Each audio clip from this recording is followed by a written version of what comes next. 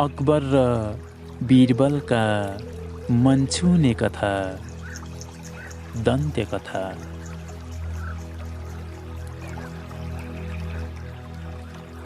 नमस्कार, म प्रदीप।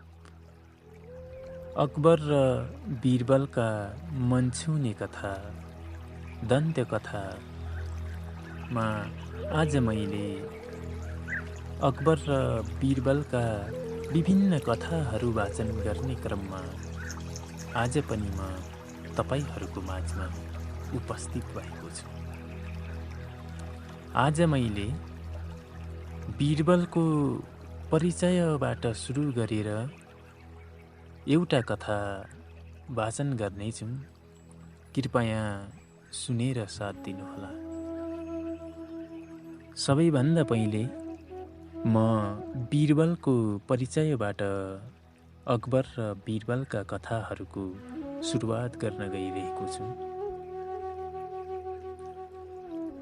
बीरबल असाध्यै बुद्धिमान त थिए नै, बहादुर योद्धा, प्रख्यात दानवीर, धर्मका प्रकाण्ड विद्वान र कुशल कवि समेत थिए। ऐतिहासिक ग्रन्थहरूको अध्ययनबाट उनको बहुआयामिक व्यक्तित्वका बारेमा थुप्रै प्रमाणहरू पाइन्छन्।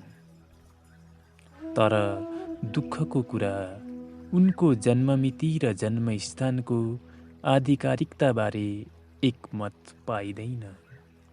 इतिहासकार बी स्मिथले उनको जन्म सन् 1528 उत्तर प्रदेशको त्रिविक्रमपुरमा भएको बताएका छन्। उनका 2 छोरा र 2 छोरी थिए। उनको छोरीको विवाह प्रख्यात कवि घाघका भतिजा आदसत्तसँग भएको थियो। बीरबलकी छोरी बीरबलभन्दा पनि धेरै बुद्धिमानी थिइन्। उनले अप्ठ्यारा परिस्थितिहरूमा बीरबललाई सहायता गर्थिन्। आफ्नी श्रीमतीको धेरै पहिले नै देहान्त भएकाले आफ्ना सन्तानलाई बीरबलले असाध्यै मायाले हुर्काएका थिए। उनी अकबरप्रति असाध्यै समर्पित थिए। उनले विभिन्न युद्धहरूमा भाग लिएर अकबरको साम्राज्य विस्तारमा सक्रिय योगदान दिए।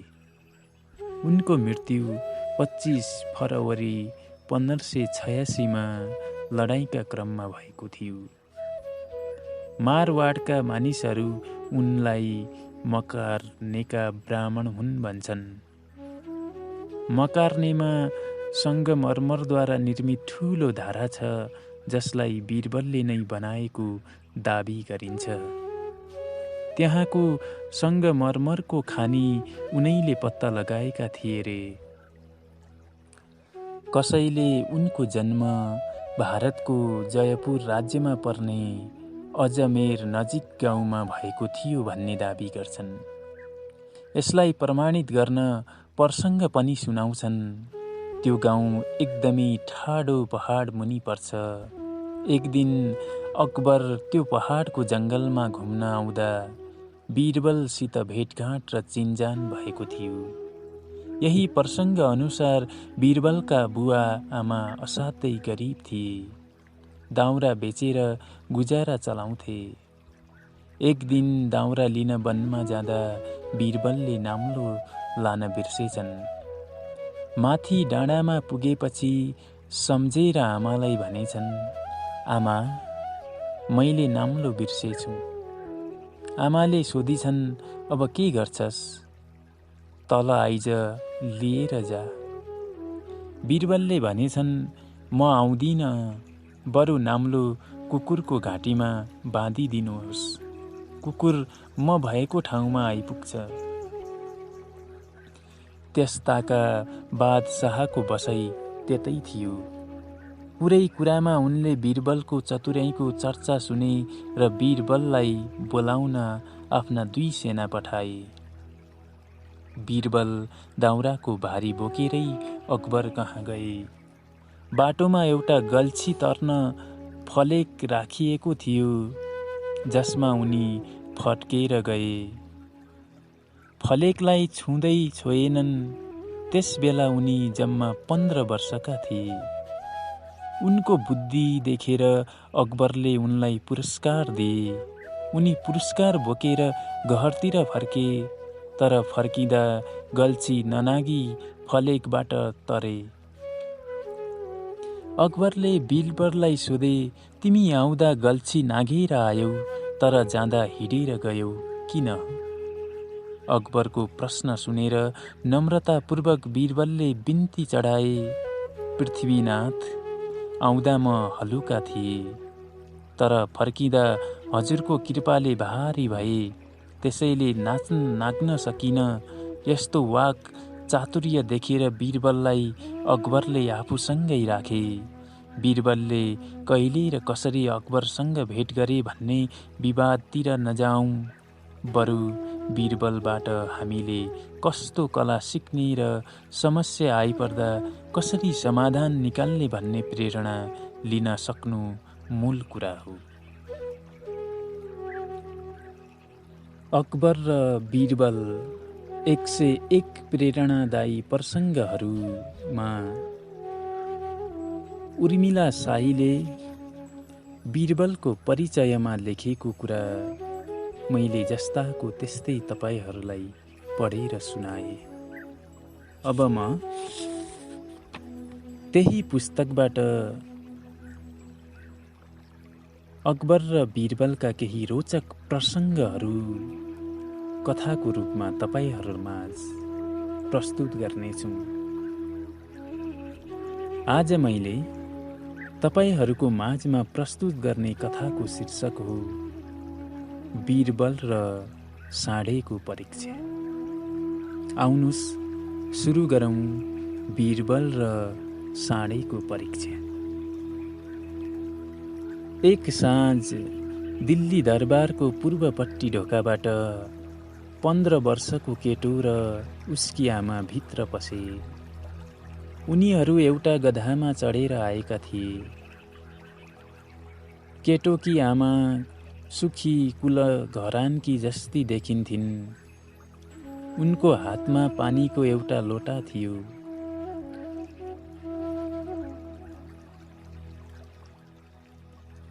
केटाको निधारमा चन्दनको टीका थियो। बुट्टे टोपीको भित्रबाट टुप्पी निक्लिएको थियो।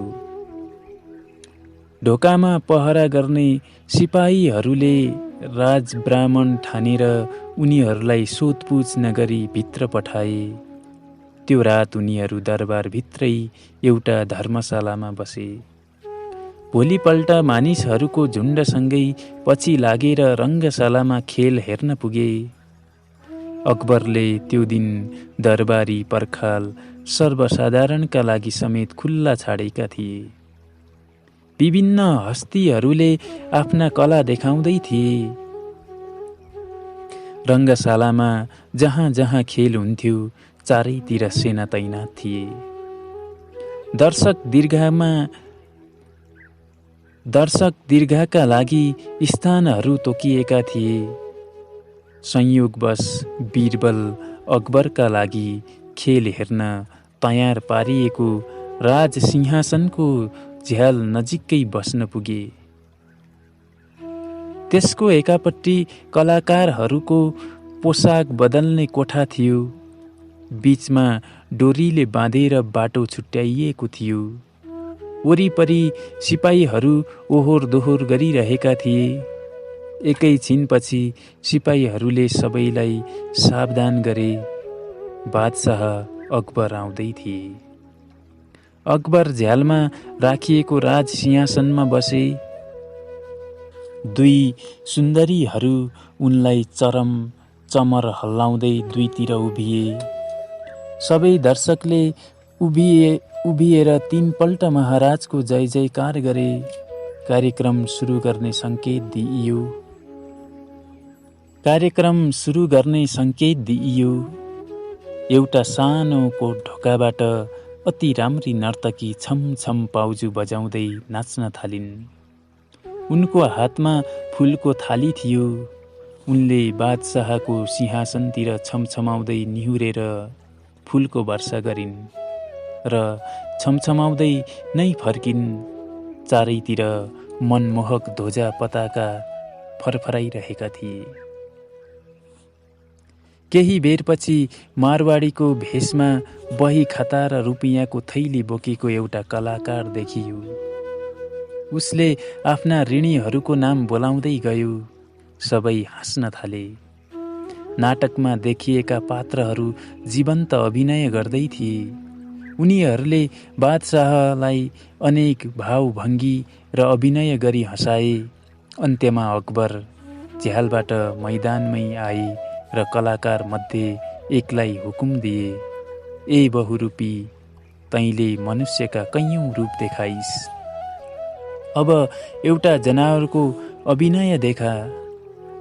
बहुरूपधारी, जो आज्ञा महाराज, जो आज्ञा भन्दै भेष बदल्न सानो घरमा गयो। केही समयपछि भिडको बीचमा बनेको गोरेटोमा एउटा उघ्राइरहेको साँडे देखियो। एकजनाले जिस्क्याउन साथ उन्मत्त साँडे फुङ्कार गर्दै दौडादौड गर्न थाल्यो। त्यसको सिङमा बाँधिएका घुङ्गुरु छमछम बजिरहेका थिए। मैदानमा आएर साँडेले बादशाहलाई झुमी झुमी अभिवादन चढायो र फेरि उफ्रदै भिडतिर कुद्यो। मानौ दर्शकलाई अब कुल्ची मिल्ची पारिदिन्छ। भिड आत्तिएर भाग्न लाग्दा साँडे टक्क अड्कियो। चारै खुट्टाले उफ्री उफ्री केही बेर नाच्थ्यो, फेरि मानिसहरूतिरै दौडन्थ्यो। मानिसहरू डरले चिच्याउँथे र भाग्न खोज्थे। जब नक्कली साँडे हो भन्ने सम्झन्थे अनि मरी मरी हाँस्थे र कराउँथे, वाह, स्याबास स्याबास। अचानक साँडे घुम्दै ब्राह्मण केटो नजिक आएर थाके जस्तो गरी उभियो। ब्राह्मण केटाले सानो ढुङ्गो साँडेको भुँडीतिर फ्याँकिदियो। ढुङ्गो लाग्ने बित्तिकै साँडेले आफ्नो टाउको यताउति हल्लायो। जुन ठाउँमा ढुङ्गाले लागेको थियो त्यहाँको छाला पनि हल्लायो र एकपल्ट आफ्नो पुच्छर हावामा हल्लायो। मानौ जिउमा बसेको झिङ्गा भगाउँदैछ। स्याबास भन्दै आफूले लगाइरहेको बुट्टे टोपी निकालेर ब्राह्मण केटाले साँडेतिर फ्याँकिदियो। टोपी साँडेको ढाडमा लागेर भुइँमा झर्यो। साँडे बादशाहतिर हेरेर उभियो। बादशाहले रुपियाँले भरिएको सुनको थाली साँडेतिर फ्याँकिदिए। उसले पैसा र थाली टिपेर बादशाहलाई लाखौँ आशीर्वाद दियो। रमाइलो के भने उसले पहिले टोपी टिप्यो र पछि मात्र बादशाहको बक्सिस। दर्शकहरूलाई बडो आश्चर्य लाग्यो। बादशाहको बक्सिसलाई भन्दा यो थोत्रो टोपीलाई किन प्राथमिकता दियो त? बादशाह अकबरलाई पनि यो कुरो खड्कियो। एक प्रकारबाट हेर्दा यो कूटनीतिक अपमान थियो। बादशाहले नरिसाई सोधे, ए कलाकार, मेरो रुपैयाँलाई भन्दा ज्यादा इज्जत त्यस थोत्रो टोपीलाई किन दिइस्? तैँले? के रहस्य छ यसमा? कलाकारले भन्यो, स्वामी, हजुरको गुणग्राहस्यता संसारभर प्रख्यात छ। हजुर दानी हुनुहुन्छ तर रिसानी माफ होस्। एउटा सच्चा कलाकारको मान रुपैयाँ पैसाले भन्दा त्यसको सही मूल्याङ्कनले हुन्छ। टोपीको मालिकलाई हजुरलाई भन्दा बढी कलाको मूल्याङ्कन गर्न आउँछ। त्यसैले उसलाई धन्यवाद स्वरूप पहिला टोपी उठाए। गल्ती भए सजाय भोग्न पनि मन्जुर छु। उसका कुराले बादशाह आश्चर्यमा परे। उसले सोधे, तेरो सबै कसुर माफ गरे, तर कुन चाहिँ कुरा उसमा थियो जुन मसँग थिएन? कलाकारले भन्यो, संसार रक्षक। त्यस टोपीको मालिकले जनावरको बनावटलाई मात्र हेरेर चित्त बुझाएन। उसले ममाथि ढुङ्गो फ्याँकेर साँडेको सबै गुण ममा छ वा छैन भनेर जाँच्न चाहन्थ्यो। कुनै जनावरमाथि ढुङ्गो फ्याँक्यो भने त्यसले तुरुन्त त्यस भागको छाला हल्लाउँछ, रौँ हल्लाउँछ र आफ्नो संवेदना दर्शाउँछ। मैले पनि जनावरले जस्तै ढुङ्गा लागेको छाला हल्लाइदिए सरकार। सरकार यत्रो भिडमा कलाको यो रहस्य बुझ्ने एकजना मात्र पाएकाले इमान्दारी साथ मैले उसको इज्जत गरेको हुँ। अकबरले हुकुम दिए, टोपी मालिक मेरा अगाडि हाजिर होस्। कलाकारले ब्राह्मण केटोतिर इसारा गर्यो। सिपाहीहरूले भिडबाट बाटो बनाइदिए। केटो आफ्नो टुप्पी हल्लाउँदै बादशाहका अगाडि उभियो। सम्राटको सहयोगी दरबारियाले गर्विलो आवाजले सोध्यो, ए केटा, तिमी को हौ? के कामले दिल्ली आयौ? केटोले भन्यो, हे दीन दयालु, म एक कन्नौजिया ब्राह्मण हुँ। 5 वर्ष पहिले मेरा बुवाको मृत्यु भयो। गुजाराको कुनै साधन नभएकाले म हिजो मात्र आमासँग नोकरी खोज्न दिल्ली आएको हुँ। प्रख्यात बादशाहको दर्शन गर्न साथीहरूसँग यहाँ उपस्थित भएको हुँ। नाम के हो तिम्रो? हजुर, मलाई मानिसहरू बीरबल भन्छन्। उसका कुरा सुनिसकेपछि बादशाहले हुकुम दिए, यो केटो दरबारमा इज्जत साथ रहनेछ। यसको सारा रेखदेख र व्यवस्था शाही खजानाबाट हुनेछ। त्यसै दिन बीरबल आफ्नी आमासँगै राजमहल पुगे। केही वर्षमै आफ्नो बुद्धि, चतुराई र तार्किक बलका कारण बादशाहको अभिन्न मित्र बने। उनको स्थान दरबारका नवरत्नहरूमा प्रमुख रह्यो। उनी अकबरको प्रमुख मन्त्री बने। हवस् त, नमस्ते।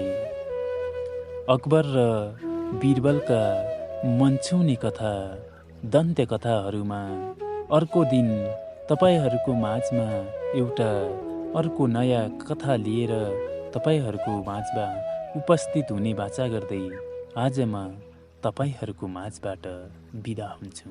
नमस्कार।